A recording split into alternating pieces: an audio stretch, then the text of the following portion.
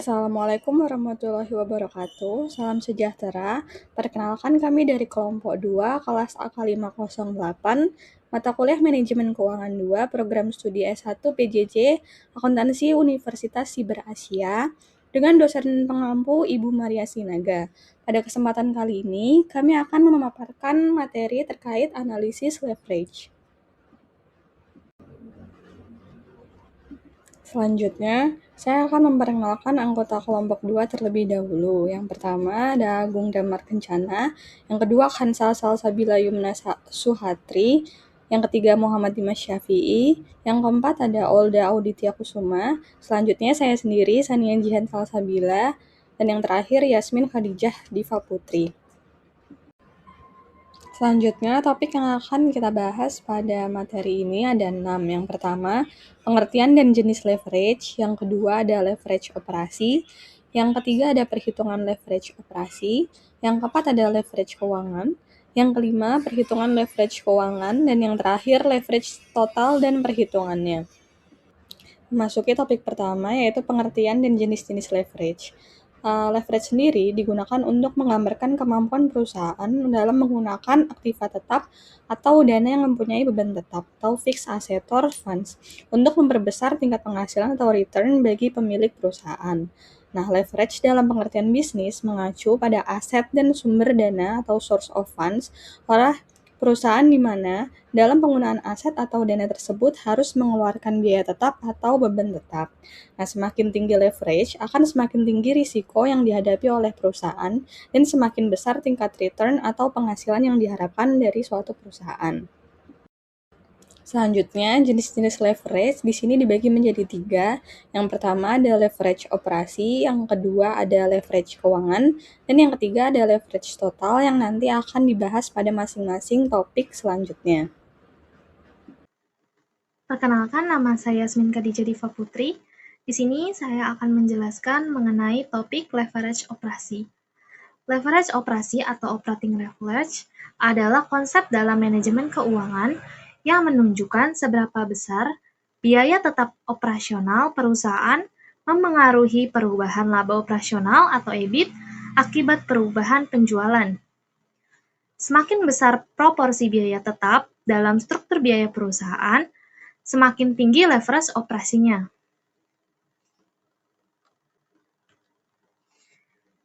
Di sini ada perusahaan memiliki 2 jenis biaya.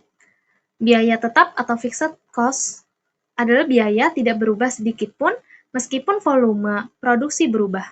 Misalkan, sewa gedung, gaji, manajer. Lalu ada biaya variabel atau variable cost. Variable cost ini berubah sesuai jumlah produksi, misalkan bahan baku.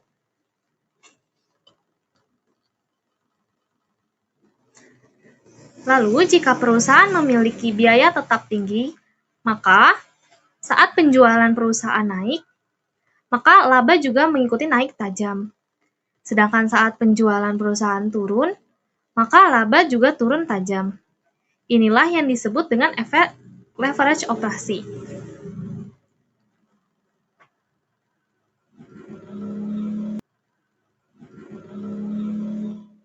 Rumus dari leverage operasional. Pertama, untuk rumusnya adalah DOL atau Degree of Operating Leverage. Cara menentukannya adalah dengan persentase perubahan EBIT dibagi persentase perubahan penjualan. Lalu untuk mengetahui dari persentase perubahan EBIT, harus mencari dengan EBIT penjualan dasar. EBIT penjualan dasar ini dihitung dari penjualan dikurangi variabel dikurangi biaya tetap. Lalu kita harus menentukan EBIT ramalan T+1. Untuk mengetahuinya, dari data penjualan dikurangi variabel dikurangi biaya tetap. Lalu untuk hasil yang sudah ditentukan, kita bisa mengetahui persentase perubahan EBIT dengan cara EBIT ramalan T1 dikurangi EBIT penjualan dasar dibagi EBIT penjualan dasar. Untuk hasilnya nanti akan ada persentase sekian angka. Lalu untuk mengetahui presentasi perubahan penjualan, dengan penjualan dari data ramalan T1 dikurang penjualan dari penjualan dasar dibagi penjualan dari data penjualan dasar. Sekian untuk penjelasan saya mengenai reference operasional. Selanjutnya akan diteruskan topik pembahasan oleh rekan saya. Terima kasih. Untuk selanjutnya yaitu rumus leverage operasi atau degree of operation leverage. Rumusnya yaitu DOL sama dengan total contribution margin per EBIT atau DOL sama dengan penjualan min biaya variabel, penjualan minus biaya variabel minus biaya tetap.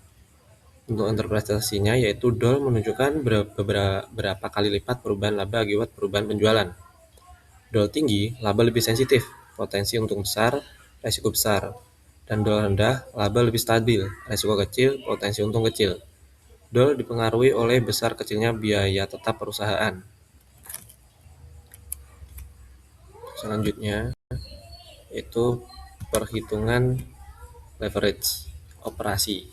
Untuk contohnya ada perusahaan ABC melakukan penjualan sebesar 1 juta untuk biaya variabelnya 400.000, biaya tetap 200.000. Untuk menghitung DOL-nya yaitu pertama kita ambil contribution margin sama dengan 1 juta atau penjualan dikurang biaya variabel sama dengan 600.000.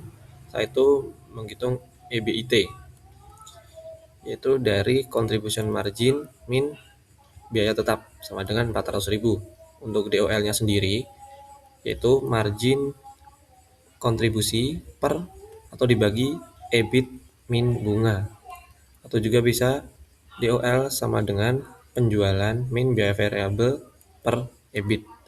Untuk DOL-nya di sini diperoleh 600.000 per 400.000 dan mendapatkan 1,5.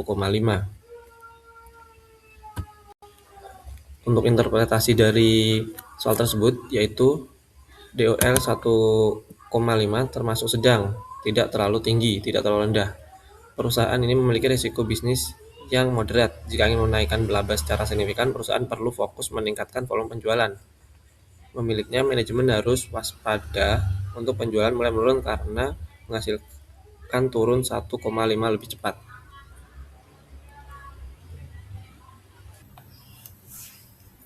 Financial leverage adalah penggunaan utang atau dana pinjaman oleh perusahaan untuk membiayai kegiatan operasional atau investasi dengan tujuan meningkatkan keuntungan pemegang saham. Artinya, perusahaan tidak hanya menggunakan modal sendiri, tapi juga menggunakan dana dari pihak luar, seperti bank atau penerbitan obligasi. Jika penggunaan utang tersebut menghasilkan keuntungan yang lebih besar daripada biaya bunganya, maka leverage akan memberikan keuntungan bagi pemegang saham. Namun jika tidak, leverage justru dapat memperbesar kerugian. Konsep utama financial leverage adalah hubungan antara laba operasi dan beban bunga. Jika tingkat pengembalian investasi lebih besar dari biaya bunga, maka leverage akan meningkatkan laba pemegang saham. Sebaliknya, jika laba operasi lebih kecil dari biaya bunga, maka leverage dapat menurunkan laba pemegang saham. Perusahaan menggunakan leverage keuangan dengan beberapa tujuan seperti meningkatkan return on equity atau keuntungan pemegang saham, memperbesar kapasitas investasi tanpa harus menambah modal sendiri, mempercepat pertumbuhan perusahaan, dan mengoptimalkan struktur modal agar lebih efisien.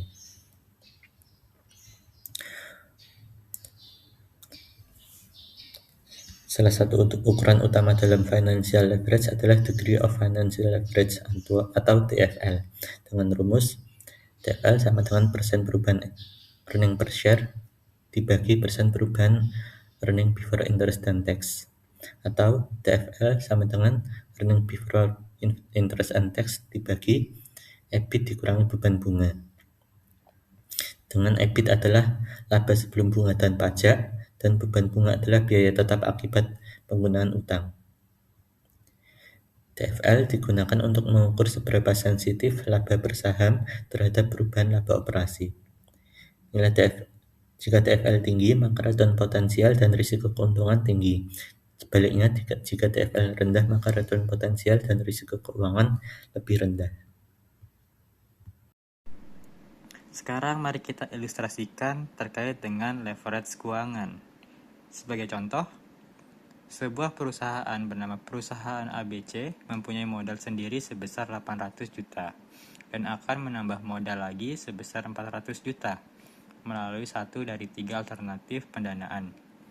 Jadi ada 3 pendanaan yang akan dipilih, yaitu yang pertama ada saham biasa semua, kedua ada obligasi dari tingkat bunga dengan tingkat bunga 12%, dan yang terakhir adalah saham preference dengan dividen 11%. Saat ini, EBIT perusahaan sebesar 120 juta. Dengan adanya ekspansi, maka laba diharapkan naik menjadi 216 juta. Tingkat pajak saat ini adalah sebesar 40%. Pada saat ini, saham biasa yang beredar sebanyak 200.000 lembar. Saham biasa ini dapat dijual dengan harga 4.000 per lembar, sehingga apabila perusahaan memiliki pendanaan dengan modal sendiri, maka perusahaan harus mengeluarkan saham biasa sebanyak 100.000 lembar.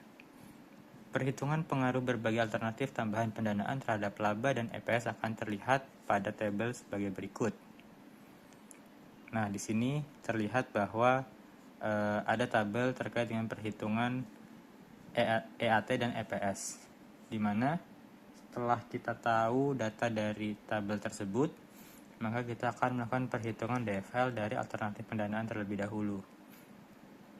Alternatif pendanaan sendiri yang berasal dari hutang pada EBIT 216 juta memiliki rumus DFL sama dengan EBIT dibagi EBIT min 1 sama dengan 216 juta dibagi 216 dikurang 48.000 rupiah, yang menghasilkan nilai 1,29. Angka 1,29 ini memiliki arti apabila EBIT berubah, misalnya 10% baik naik ataupun turun, maka IAT atau EPS akan berubah menjadi 12,9%, atau angka ini dapat dari 1,29 dikali dengan 10% tadi.